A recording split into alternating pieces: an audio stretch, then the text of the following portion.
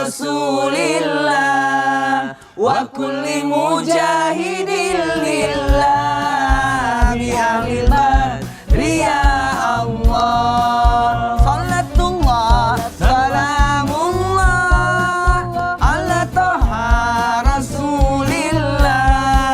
Salatullah salamullah ala yasin habibillah. Assalamualaikum warahmatullahi wabarakatuh. Waalaikumsalam warahmatullahi wabarakatuh. Jamaah. Yeay. Oh jamaah. Yeay.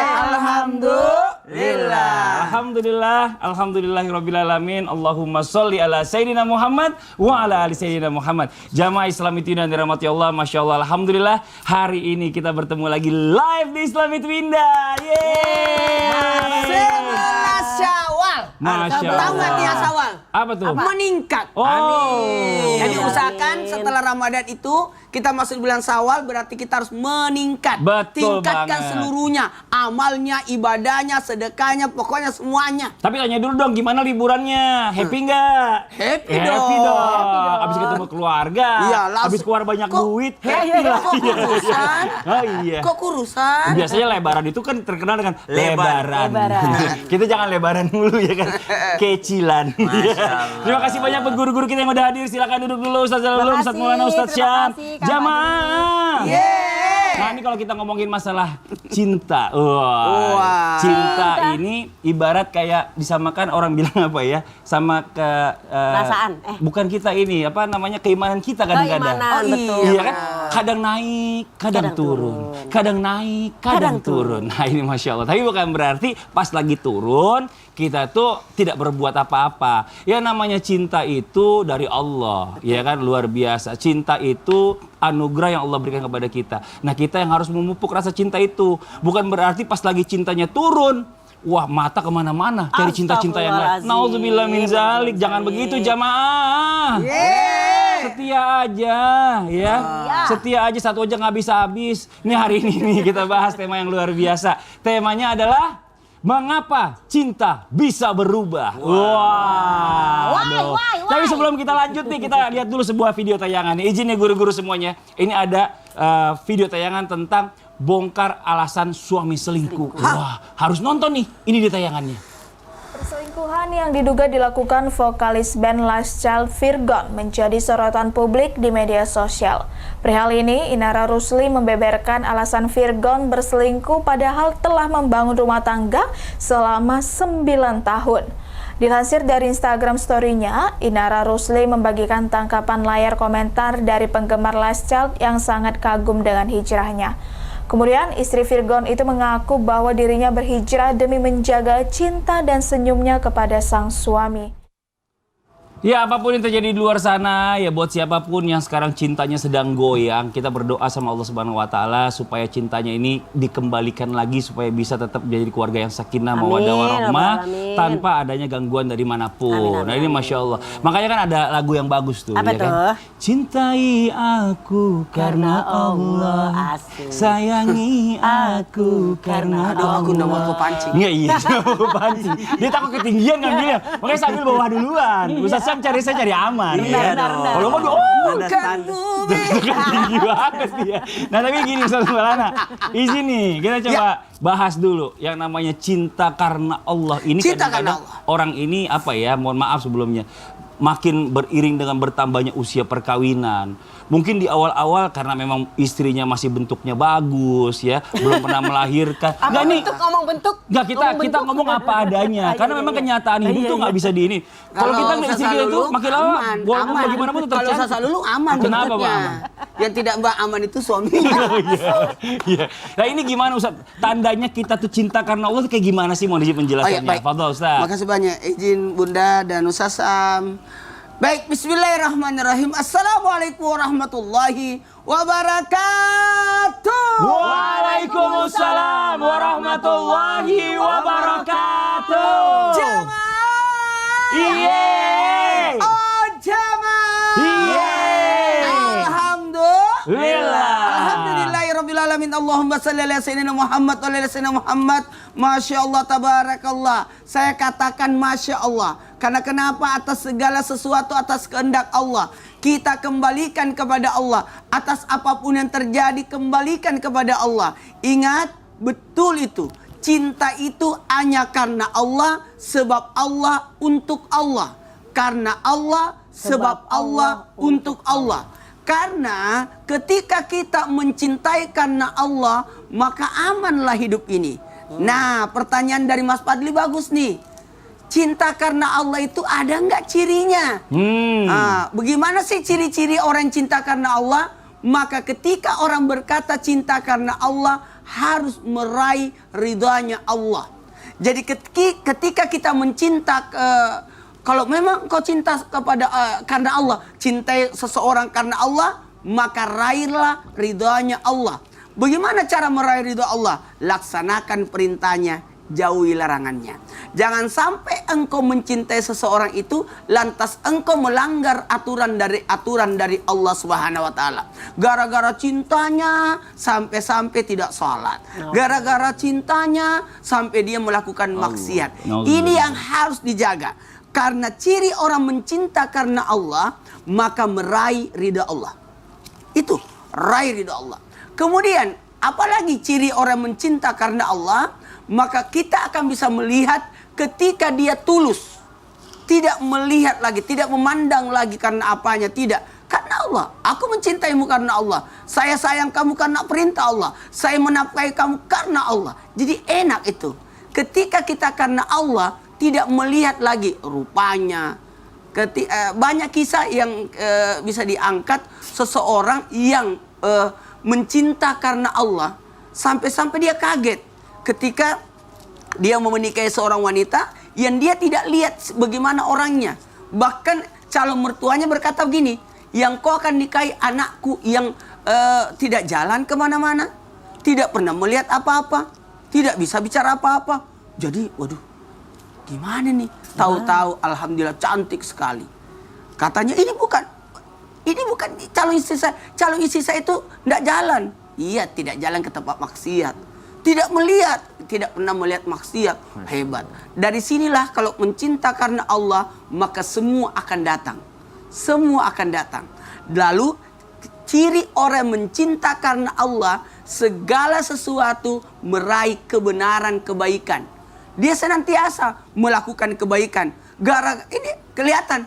Oh, gara-gara dia cintanya sama pasangan itu menyebabkan dia makin dekat kepada Allah. Kalau tidak makin dekat kepada Allah berarti tidak mencinta karena Allah. Bener-bener banget tuh. Ya makanya ini buat jamaah Islam yang ada di rumah. Patokannya. Kalau ngelihat muka tuh pasti akan ada keriput-keriputnya nanti. Lihat badan nanti makin lama makin lebar. Cinta tuh karena Allah. Jadi udah gak ngeliat lagi tuh yang namanya istri badannya makin besar. Tetap kita cinta. Kalau mau nunjukin cinta karena Allah, belanjain istrinya terus-terusan ya Ustaz Syam ya. Wih, mantap. Wih, itu cinta. Istri juga makin cinta itu.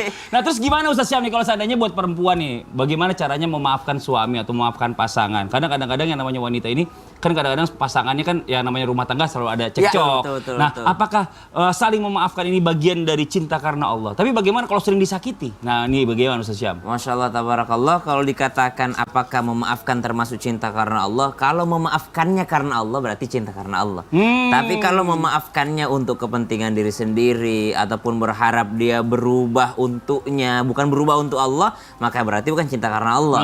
Orang yang memaafkan dan hendak untuk yakni berharap dia berubah karena Allah, berubah menjadi orang yang lebih cinta akhirat lagi misalnya, atau berubah menjadi orang yang lebih peduli lagi dengan keluarganya, bukan untuk dirinya sebenarnya, tapi untuk menunjukkan kesungguhannya di hadapan Allah Subhanahu wa taala, baru disebut cinta karena Allah. Dan memaafkan kalau dikatakan memaafkan itu sulit, kalau menyakiti terus, subhanallah, maka dari itu ya kesabarannya ada di dalamnya. Kalau disakiti terus, kalau nggak pernah disakiti ya kapan sabarnya gitu ya. Jadi memang tingkat pahala sesuai dengan tingkat ujian yang Allah berikan kepada kita. Jadi seseorang seperti Ratu Asia. Ratu Asia ini adalah seorang yang ternyata ketika Allah Subhanahu wa taala uji dengan seorang pasangan seperti Firaun, justru dari situ dapat pahalanya. Bukan memaafkan Firaun. Ratu Asia tidak pernah memaafkan Firaun, tapi Ratu Asia berharap penuh ridho Allah Subhanahu wa Masya Allah. taala. Maaf, ngomong ini kembar ya berdua ya? Enggak tahu Kok kenapa. bajunya hampir sama, pecinya juga hampir sama. Pinjam. Pantes mirip. Iya, iya. Baju lebaran. Iya, satu Indonesia. Baju Sasam ketinggalan. Saya kan nggak ngejelasin itu. Saya cuma bilang mirip hari ini. Ustaz dulu lanjut. Udah lama pernikahan? Berapa tahun pernikahan sekarang? 25 tahun. Makin bosan apa makin cinta? Ya kadang-kadang bosan karena cinta. Ini jawabannya manusia biasa. apa adanya ya. Realistis. Tapi gitu nih Inna Ustazah. libasul lakum Wa antul libasul lahunna. Nggak boleh begitu Ustazah dulu. Kayaknya saya minta pertanggungjawaban nih untuk penjelasannya. Karena kan bicara masalah orang menikah makin lama, itu kan ada yang bilang, "Wih, makin lama ini sama istri kayak saudara, tau nggak lo? Nggak ada rasanya," katanya. Bahaya itu kayak Bahaya gitu.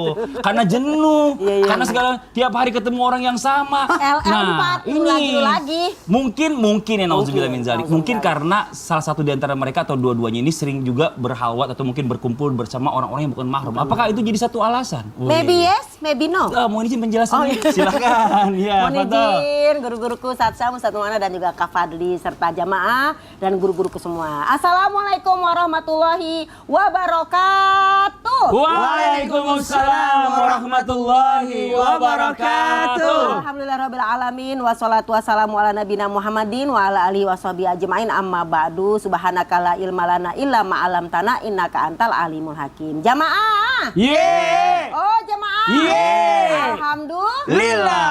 Alhamdulillah alamin. Semoga sampai hari ini pernikahan kita semua juga para pemirsa yang ada di rumah tambah sakinah, mawadah, warohmah. Walaupun ada godaan-godaan dan ujian-ujian, semua itu adalah ujian dari Allah Subhanahu wa taala. Gimana nih semakin tua misalnya, tua saya ya, jangan tersinggung. Nengok juga kalau Semakin sekolah nggak tua apa-apa gitu kok. ya. Maka ada satu kutipan dari guru saya juga, Profesor Dr. Aisyah Dahlan ya, guru kita mengatakan ketika kita berusia 50 tahun ada rasa jenuh kepada pasangan. Ya Allah. Dari segi perasaan itu ada. Tapi karena tadi guru kita menyatakan kalau cinta karena Allah itu tidak akan ada yang namanya perselingkuhan atau apapun juga. Tapi gimana jika terjadi? Awalnya pandangan. Keduanya kenalan. Ketiga chatting-chattingan. Barulah muncul membandingkan pasangannya. Kok lebih cakep itu daripada yang di rumah? Kok lebih ramah itu daripada yang di rumah? Nah ini yang terjadi kalau kita maaf sering berhalwat, sering yang namanya berduaan dengan yang bukan mahram, maka jagalah pandangannya. Jenuh itu pasti ada. Namanya juga kita 20 tahun, 25 tahun ada kejenuhan. Tapi kalau kita berdoa kepada Allah, minta keutamaan rumah tangga, insya Allah balik lagi perasaan kita. Namanya juga jenuh seperti sebuah lagu. Apa tuh? Pasti. Maafku jenuh padamu, lama sudah ku pendam, tertahan di bibirku. Emang lagunya gitu ya? Jenuh itu ada. Emang lagunya gitu, Ustaz? Ada. Oh, ada. Aku tak menyakiti. Kayaknya sih nggak Tahu, saya menyakiti. juga bingung sih Tapi kalau gimana? Ustaz Zalul nyanyi. Nah, maka yang pertama hati-hati. Yang pertama dalam surat An-Nisa ayat 19 ya kan nyatakan apa? Jika kamu mendapati kekurangan dalam pasanganmu ya kan, asa antakrohu saya atau jika kamu mendapati fa'ing karihtumuhunna, mohon maaf. Jika kamu menemui dalam pasangan itu ada yang kamu benci, nggak suka lagi, mungkin badannya, mungkin perilakunya, maka asa ayajallah khairan katsira. Mudah-mudahan di balik kekurangan itu ada banyak kelebihan-kelebihannya. Jadi kita juga jangan mancing-mancing. Jangan yang namanya kita berhalwat, jangan membandingkan. Kita dulu aja bilangnya cinta dan sayang, aku terima engkau apa adanya. Sekarang ada apanya? Nauzubillahi min zalik. Yang selanjutnya adalah ketika muncul perasaan itu, memang itu wajar. Namanya juga bashar, manusia biasa. Ada rasa sebel, kesel, ya kan, sedih, empet, dan sebagainya. Maka minta kepada Allah hati kita dikembalikan menjadi hati yang benar-benar bersih lagi. Ya muqallibal qulub, sabit qalbi ala dinika ya Allah. Ya Allah, engkau maha membolak-balik hati. Kemarin cinta, sekarang sebel, kemarin cintanya naik, sekarang turun. Tolong ya Allah, balikin hatiku agar aku mencintai dia kembali karena Allah. Seperti itu, kita manusia biasa Ini lah. Pak Yudi Bosan ada. Pak Yudi cemberut tuh sambil ngerekam Iya. di depan. Katanya suka sebel sama Pak Yudi. jangan gitu dong. Aman, Ayo, masih gimana biasa. sih? Aman. Kenapa, Bisa aman? salulung sama suaminya aman. Kenapa itu? Kemana-mana berdua. Berdua. Iya. Soalnya suaminya yang nganterin. Dia nggak mau dianterin sama yang lain. Hebat juga Ustaz Jalul. Tepuk tangan dong buat Ustaz Jalul. Masya Allah. Kita ini harus terus belajar ya. Namanya pernikahan ini nggak boleh bosen belajar. Sampai berapapun usia pernikahan, tetap kita harus belajar. Bagaimana caranya Ya. mencintai pasangan, menghargai pasangan. Karena yang namanya semakin seiring waktu itu kadang-kadang tuh lupa semuanya tuh Ustaz Syam. Nah pertanyaannya nih Ustaz Syam, ada pertanyaan lanjut nih dari jamaah Iya, iya. Islami Tinda yang dirahmati Allah nih ya. Ini kalau seandainya Allah itu memberikan orang gitu ya, kan misalnya dia harus sering ketemu karena pekerjaannya.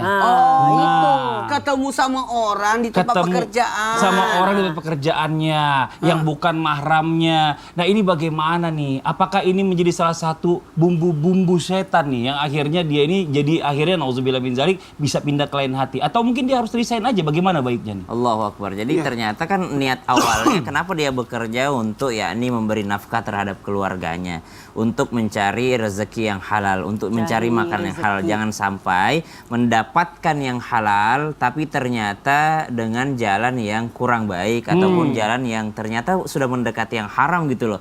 Jadi subhanallah, kalau dikatakan apakah mesti resign aja, carilah pekerjaan yang tidak membuatmu jauh dari Allah Subhanahu wa taala. Carilah pekerjaan yang tidak membuatmu lalai dari sholatmu. Carilah pekerjaan yang tidak yakni membahayakan rumah tanggamu. Termasuk jikalau pekerjaan tersebut sudah membahayakan rumah tangga, ya untuk apa dia mencari nafkah untuk rumah tangganya, tapi dengan jalan dia akan mengkhianati rumah tangganya. Nauzubillah Subhanallah. min dzalik. Maka ternyata kalau sudah dalam keadaan seperti Ada istilahnya tadi Apa pagi tuh, aku dengar itu. Apa tuh? Mencari jarum tapi menghilangkan kapak. Oh iya. Allahu Wah, Akbar. bener. Itu tadi saya yang ngomong gitu. Oh, ada. Jangan dibawa tausiah Pak. Yang dicari jarumnya tapi yang ternyata Kampaknya yang hilang. kapaknya yang dikorbankan. Repot. Subhanallah. Dia mencari nafkah untuk sehari-hari, tapi ternyata kehidupan rumah tangga yang akan dia bina seumur hidup bahkan sampai surga malah bisa hancur karenanya. Jadi jangan sampai pekerjaan tersebut tercampur dengan maksiat. Kalau maksiatnya sudah jelas gitu ya, sesuatu yang memang yang diharamkan gitu, memang udah nggak abu-abu lagi. Ini haram gak ya? Udah berdua-duaan, emang besar banget kesempatan untuk berkhianat kepada istri, maka ya mohon maaf resign aja kalau udah besar banget kesempatan. Oh. Tapi ternyata kalau misalnya ternyata ada cara lain kok, bisa kok saya nggak berduaan dengan dia walaupun harus ketemu dia di pekerjaan saya, walaupun saya mesti yakni ada non mahram di pekerjaan saya, tapi tidak ada kesempatan untuk berdua-duaan, berarti ya masih aman gitu ya. Ini mah pekerjaannya berdua mulu, subhanallah, jadi berbahaya gitu untuk Nauzubillah min dirinya dzalik. dan untuk keluarganya gitu. Perhatiin gak sih Ustaz Syam kalau tausiah gini-gini terus? Kenapa? Ternyata tali jamnya baru. Wow. Jam lebaran. Iya, bukan jamnya diganti talinya aja. Aku tadi lihat. Di zoom loh. Sekarang kita lanjut lagi nih jamaah. Yeah. Nah nih ya, buat para laki-laki yang di rumah yang lagi nonton, pernah nggak ngerasa waktu bapak lagi coba jalan yang agak bener dikit gitu ya, agak menyimpang sedikit, tiba-tiba istrinya SMS atau WhatsApp gitu ya. Kayak tahu aja dia gitu ya kan. Insting. Nah, insting ya. Apakah benar Ustaz Syam dosa-dosa perselingkuhan itu atau mengkhianati pasangan itu dibalas langsung di dunia sama Allah? Ya, atau mungkin ini salah satu bentuk kecintaan Allah supaya menjaga pasangan ini tetap utuh, atau bagaimana Ustaz Syam? Ini penjelasannya Ustaz Syam. Bismillahirrahmanirrahim. Sahabat guruku Ustaz Maulana, Ustaz Lulu, Mas Fadli serta guru-guru kami yang dimuliakan Allah Subhanahu wa taala. Alhamdulillahirabbil alamin wassalatu wassalamu ala asyrafil anbiya'i wal mursalin sayyidina Muhammadin wa ala alihi wa sahbihi ajma'in. Asbahna wa asbahal mulku lillahi rabbil alamin. Subhanak la ilma lana illa ma 'allamtana innaka antal alimul hakim.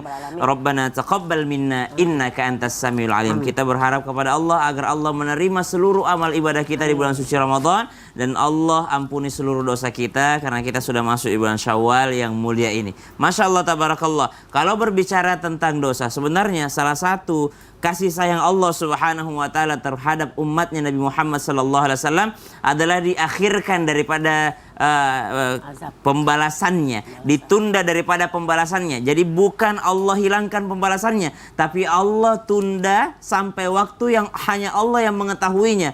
Kalau hanya Allah yang mengetahuinya, bisa jadi di akhirat, bisa jadi di dunia. Tapi kalau kita lihat sebuah riwayat mengatakan bahwasanya ada 3 dosa yang ternyata Allah tidak tunda daripada pembalasannya. Yang pertama adalah al-baghyu. Apa itu al-baghyu? Sebenarnya al-baghyu ini adalah kesombongan, tapi dalam riwayat ini diartikan al-baghyu adalah kezaliman terhadap orang lain.